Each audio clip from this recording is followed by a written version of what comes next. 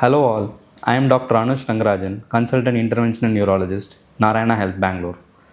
So today I'll be talking about stroke ready hospitals. First we have to recognize stroke using the acronym BFAST. B stands for balance issues, E stands for eye problems, F stands for facial droop, A stands for arm weakness, S stands for speech difficulties. So once you identify the symptoms, you have to rush to a stroke ready hospital. So what do you mean by stroke ready hospital? Stroke ready hospital is a center where they have advanced imaging which is needed to treat the stroke patients and who have a dedicated stroke team and stroke ICU to look after the stroke patients. So there are multiple studies which tell that patients who are admitted to a stroke ready hospital, their outcomes are far better than those who are not admitted to a stroke ready hospital.